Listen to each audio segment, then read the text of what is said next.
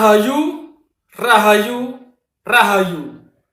Ketemu lagi dengan saya, Teddy Wahyono, di channel tempat mengenal keris dan pusaka Nusantara lainnya dengan akal sehat dan hati terbuka. Nah, untuk kali ini saya akan membahas sebuah keris yang sangat bagus ya, dan bisa dibilang pamornya sangat sulit dibuat ya. Dan keris ini berasal dari satu daerah jadi yang memang selalu eksis dalam bidang perkerisan. Jadi mulai sebelum Majapahit sampai era Kamardikan, daerah ini memang selalu terkenal dengan hasil-hasil kerisnya yang cukup bagus. Daerah itu adalah daerah Madura. Nah, sebelum saya bahas keris ini buat teman-teman yang belum subscribe, silahkan subscribe dulu biar tidak ketinggalan informasi dari channel ini. Nah, sebelum saya bahas tentang keris ini, saya akan membahas tentang keris-keris tangguh Madura ya, atau keris-keris yang dari daerah Madura. Jadi, kalau kita bicara tentang perkerisan dan sejarah perkerisan, salah satu daerah yang selalu eksis dan selalu menghasilkan karya-karya, jadi mulai zaman sebelum Majapahit, yaitu mulai Singosari sampai era Kamardikan sekarang, daerah tersebut tidak pernah putus dalam menghasilkan karya-karyanya, terutama yang berupa keris dan tosan aji lainnya. Memang untuk daerah Madura sendiri, ini memang terkenal sejak era Singosari ya, yaitu sejak Arya Wiraraja ditempatkan di daerah Sumeneb. Dan sampai sekarang itu jadi keris-keris dari daerah Madura itu memang terkenal, jadi mulai yang sangat bagus sampai yang biasa itu ada. Jadi mulai yang nilainya atau harganya fantastis sampai yang harganya bisa dibilang cukup murah itu ada ya. Makanya kita kalau untuk keris-keris sepuh Madura, kita mengenal yang seera dengan Mojopahit, seera dengan Mataram, bahkan sampai Kamardikan. Jadi mereka selalu menghasilkan. Nah, untuk keris yang saya bahas ini adalah keris yang dibuat di era Majapahit, tapi ini dibuat di Madura oleh Empu Madura. Jadi Empu Madura pun tidak kalah ya dengan keris-keris dari pusat pemerintahan, terutama di era Majapahit. Jadi salah satunya adalah keris yang saya bahas ini. Kalau teman-teman perhatikan, jadi selain garapnya yang luwes ya, itu untuk pamornya memang terlihat sederhana. Jadi ada wengkon dan di tengahnya itu ada pamor adet. Dan di kalangan para pengrajin keris, termasuk dari empu yang saya kenal, jadi pamor ini adalah salah satu pamor yang cukup rumit dalam penggarapannya.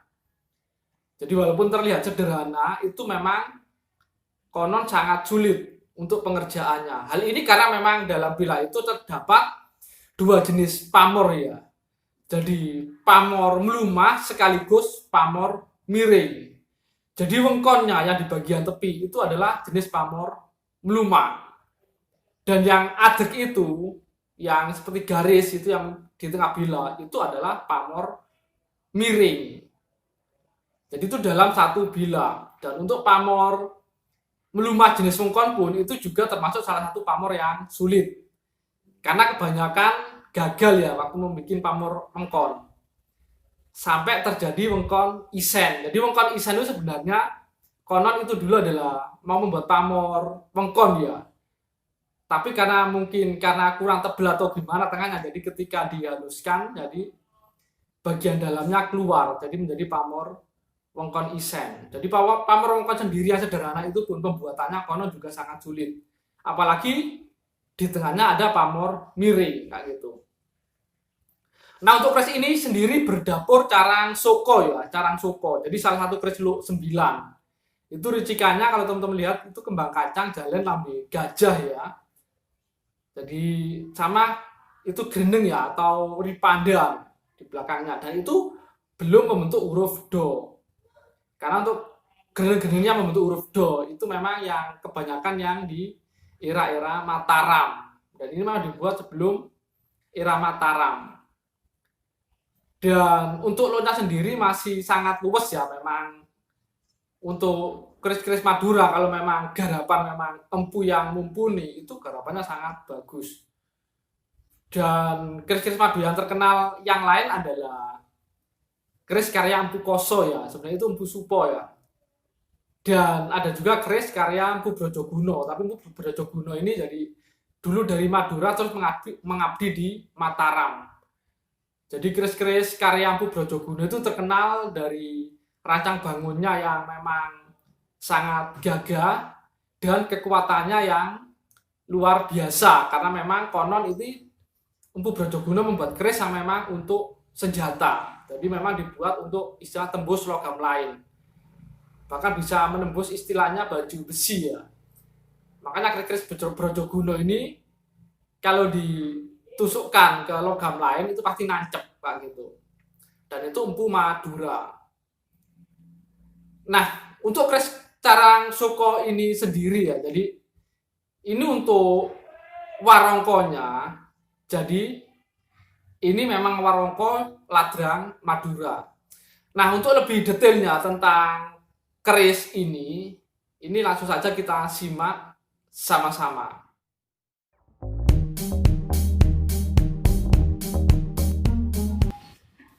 Nah, untuk sandangannya ini adalah warongko Ladrang gaya Madura ya. Jadi ini salah satu warongko kuno yang cukup pakem dan sangat indah. Untuk pendoknya ini dari Kuningan, pendok Kuningan. Dan ini juga masih sangat bagus. Nah, ini yang istimewa adalah handle-nya ya, itu dari Parianom. Nanti akan saya bahas lebih detail untuk handle Parianom. Nah, ini untuk bilahnya, kalau teman-teman perhatikan, untuk tempaannya itu terbilang cukup bagus ya, dan materi bahan yang bagus. Ini dari era Mojopahit. Dan untuk pamornya sendiri ini bisa dibilang sangat sederhana, yaitu pamor wengkon yang bagian tepinya itu dan tengahnya ada pamor adek. Ini adalah salah satu pamor yang bisa dibilang pembuatannya sangat sulit ya. Karena ini memang ada pamor miring sekaligus pamor melumahnya. Jadi yang wengkonnya itu adalah pamor melumah. Dan yang tengah itu, yang seperti lidi istilahnya, yang adek itu adalah pamor miring. Jadi untuk pamor wengkon sendiri itu salah satu pamor yang konon pembuatannya juga sulit ya, dan sering gagal ya. Jadi gagalnya itu nanti menjadi pamor wengkon isen kayak gitu. Nah, untuk pamor pada keris ini sendiri itu disebut adek wengkon. Ada yang nyebut tejo kinurung. Jadi kenapa disebut adek wengkon? Karena bagian tengahnya itu ada pamor adek dan pamor wengkon. Nah, ini bagian cor-coran. Jadi untuk kembang kacangnya sendiri sudah tidak utuh ya, karena termakan usia. Dan itu ada ricikan jalen dan lambe gajah. Itu masih terlihat cukup jelas ya, dan pejetannya juga jelas, dan ini gerenengan lama. Nah, ini untuk handle ya yang disebut Parianom. Apa itu Parianom? Itu adalah salah satu handle yang terbuat dari istilahnya emas muda ya, biasanya dicampur logam lain seperti perak. Nah, untuk yang bagian hitam di tepinya itu adalah timah ya, timah. Itu semacam jadi kayak buat nyambung atau nambal.